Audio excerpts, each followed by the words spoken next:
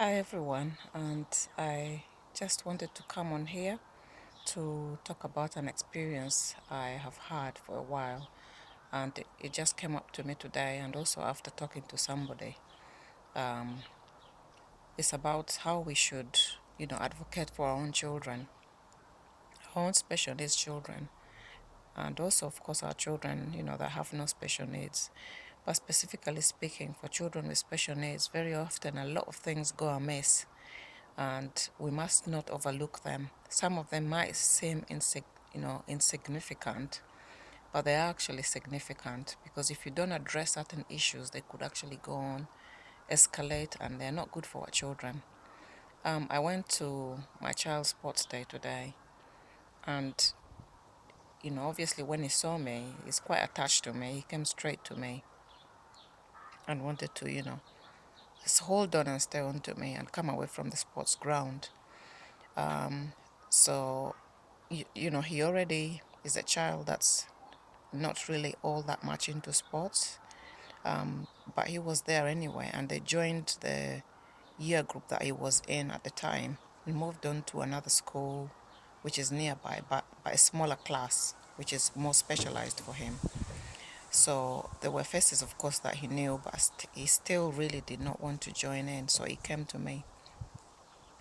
And being there as a parent to see sports, my child on sports day, of course, I expect that there will be somebody there to be sparring, having him, sparring him on to actually come and join in. Um, but the teacher, she's quite good, but she was with another child, and I don't know if it's because she thought I was with my son that he now kept more attention to that child, and my child actually wandered off, for I could see him going. I was keeping an eye, but I also wanted to observe their reaction and whether they were going to spot that he was actually there or not, whether they were going to call him and actually make him take part, encourage him to take part. So I didn't see that happen. So I quickly went to one of the teachers and said to her, I'm sorry, I don't, like what's happening because Chan's wandered off, my child's wandered off, and nobody seems to have noticed. This was something that I noticed the previous year as well, but I did not bring it up. I mentioned it to the teacher, but I did not make a significant issue of it. Although this time I did go on to speak to the specialist teacher about it because I was obviously quite, bothered about the incident. So what I wanted to say was that we need to highlight some of the issues or incidents that we see that may seem insignificant. You might think, oh, okay, sports day is the playground. He's allowed to wander off. Actually, he shouldn't be wandering off. There should be somebody there to keep an eye on him and to encourage him to take part. There was a teacher, and she said that they were short-staffed. So, fine, but I felt that they could cater for him better, perhaps in a different environment. So we had that chat, with the teacher, and of course there will be something in place for next year. There's going to be changes. There will be they will be integrating with another school, which my other child goes to, which is more specialized, and the teachers are actually more specialized there. So they will be coming together to actually work together to see what's best for the children. Should they be having a sports day where the children that have specialized needs, do not have to take part, in the same way as the other children? Or will they be having their own sports day in a more fun way that is geared to the way that they learn, that is geared to the way that react, that is geared to the way that you know they look at the environment, perhaps the way they learn, so those issues came up and they will be highlighted in a different meeting, perhaps when the two different schools come together and teachers come together and sort of work together to see what's best for the child. So anyway, in the end, he went into a smaller playground where other children that couldn't also take part, they did want to be in the sports ground doing similar things. Perhaps there was a lot of noise, 'cause that's one of the things. Perhaps because of the crowd. And the way our children are all very different. Different things affect them differently. So in this situation, he had a choice. He should have, perhaps I should have been spoken to. Perhaps they should have gone by what they know about him and actually observed him and decided, is it okay for him? Is he happy being there? Is he learning anything being there? Is that the right time for him to be there? Yes, they should be included. I'm not saying they shouldn't be included, but they should take each child as an individual. He's in mainstream school, but they know they have a class for him where he's got one-to-one support, and where his needs are especially being met. So he's okay where he is. But what I've come on to say is to encourage parents to advocate and to not shy away to advocate for your children, to not shy away from, making known what you've observed and what you're actually feeling at any given time.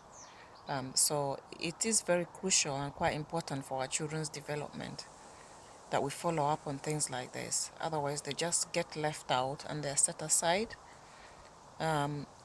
It's important that we realize and accept that there is a need. I have another video, accepting your children with special needs, that I did a while ago. For those of you that haven't watched it, or if you're new here, you haven't subscribed, there's a video there for that. Whatever need it is that your child may have, whether it's a hearing, that perhaps they need to use hearing aids, they need a smaller class, they need one-on-one, they need different ways of learning, in their care plan. They have, when they draw a care plan and their IEP that they have, individual educational plan that's drawn for them, everything, should be in there. You should be involved in, inputting and read it thoroughly to see that you accept what's there. Is that the real picture of your child? Because very often our children, when you read some of the individual educational plans or what a pediatrician might have written when they were being assessed or diagnosed, it can be quite, heartbreaking, because it all seems quite negative on there. You yourself as a parent know that your child is not only what they've written there. There's more to your child.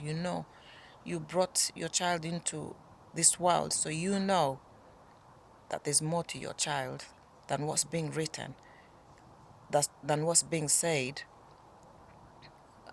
Nobody should ever make you feel diminished in any way whatsoever. You should just seek what is there and necessary for your child. You should be fasting every single day in the morning in your mind.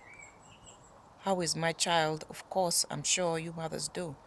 But if you have a child with special needs, what is their need at this time? What is it that I can do for them to actually develop an area, in their lives, to move them on? The goal is towards for them to be self-empowered, for them to be confident children, for them to grow, to learn, and for them to be as independent as they can. So that is, that really sums up, what I experienced this morning. I really did feel, the need to come on and to share it.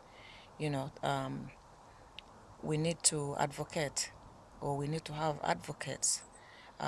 We need to be looking deeper into, our children's, needs, and actually, getting the support for them that they need. In another video, I will talk about getting support for your children.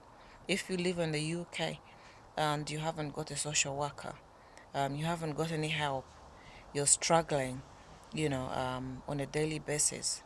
You might not even be struggling, but you might actually just need to have somebody that you can turn to, speak to, a duty social worker, a social worker, on various aspects.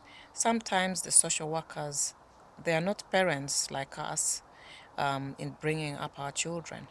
they are not necessarily experts, so many issues actually arise around that as well, and they might tell you this and that, but there's actually more to other aspects, which when you come to seek for support from them, there are ways in which you have to approach them. There are things you've got to say, and you've got to know your rights. So I will, talk in another video about that. Thanks very much for watching. If you're new, don't forget to subscribe and share to people you feel that may need the information, or, or may find it useful. Thank you very much.